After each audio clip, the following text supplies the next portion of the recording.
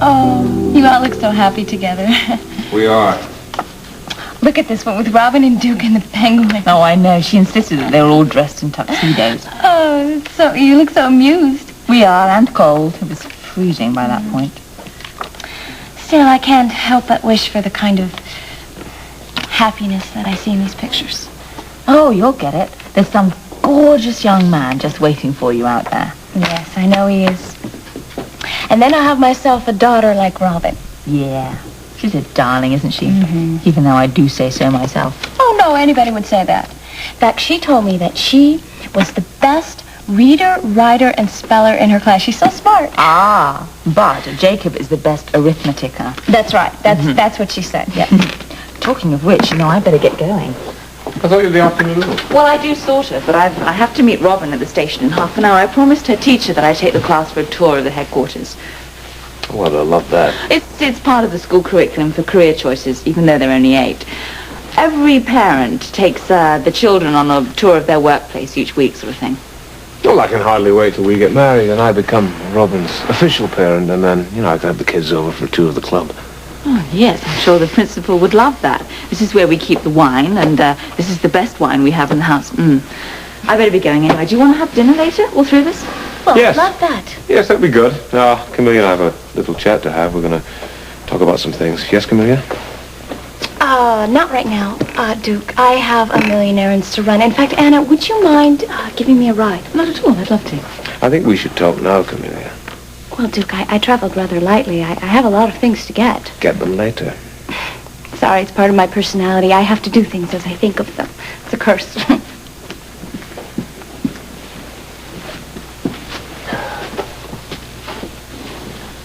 Why are you hounding her? I'm not. Yes, you are. You're on her case all the time. It's going to be difficult enough for her to make the transition from the convent to real life, and all you're doing is giving her a hard time about everything. Oh, you just don't understand, Anna. No, you're right. I don't understand. And if you continue to lock me out, I never will. I won't be long, Duke. And don't pout. We'll have a little chat. Good.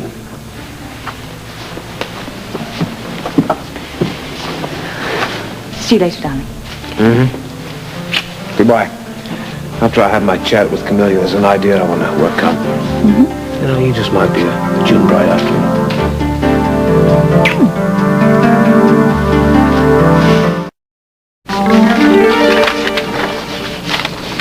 Having a busy day? Well, evidently not as busy as you're having. How dare you do that to me? Drop cryptic hints like little bombshells, then walk out without even explaining. I had something to do. Oh. Well, how foolish of me. And I thought your errands were just an excuse to avoid talking to me. Duke, do you think I really wouldn't want to talk to you alone? Truth is, I wanted to go to the florist for this. So, it's a flower. What of it? Don't you remember, Duke? Doesn't this remind you of what we once meant to each other? Camellia, the circumstances 4 years ago were completely different. I don't think anything of it now. You bought me a camellia, and you put it in my hair. Remember? Yeah, I remember. I've never forgotten it. I think about it every day. Why don't you put it in my hair the way you used to? Oh, you stop this. Stop this talk. It's immoral. You're my sister. Am I? Yeah, well, okay, so you're my half-sister. But I'm not. What? I'm not your sister, Duke. Or any fraction thereof. We're not remotely related. Oh, my God, you have gone mad. I'm not insane, Duke. We thought we were related, but we're not. Angus was our father. No. Angus was not my father. The Baron Veronay is. Don't you want to hear the truth? How can I believe anything you had to tell me? Duke, how will you know unless you hear it? Do you remember Abigail, the old woman? She gave me the needlepoint to do. She said that when I finished it, that it would reveal my true identity. The symbols were ones of a crest belonging to a man living nearby, the Baron Veronay. He He tried to throw me out when I went to see him, but his housekeeper, she took me aside and she told me that my real mother was a servant in his household.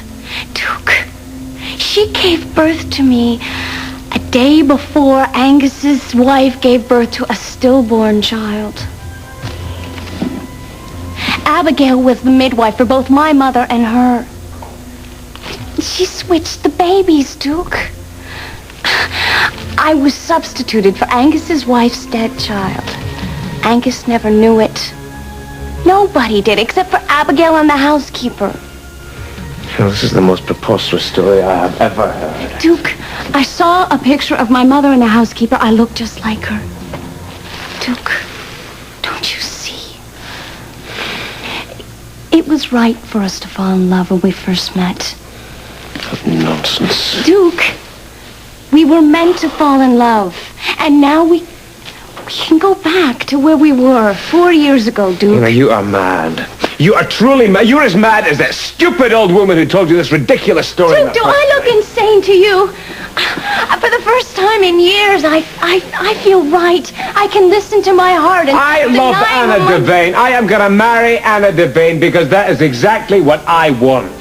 No, Duke, you still love me. I've heard enough of this nonsense.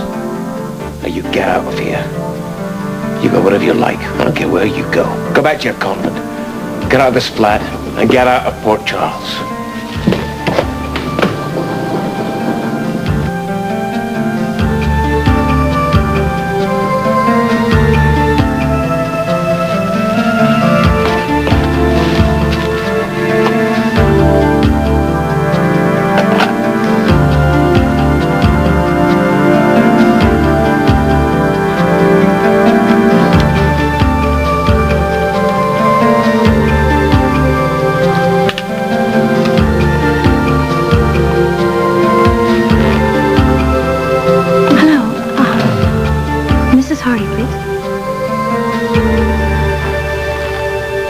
She's not.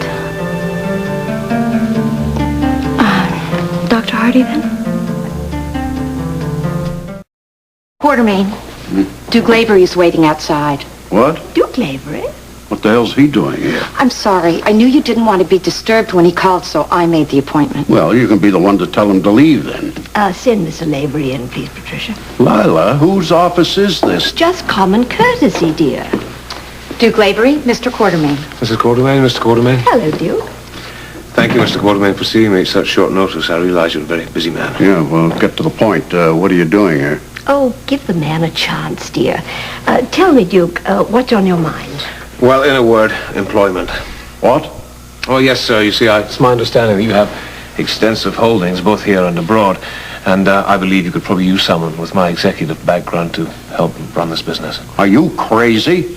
You expect me to give you a job? Well, I was hoping you would, yes. But what about your club, Duke? Well, the club is doing very well, Mrs. Quartermain, but it won't help me out with this problem. What problem?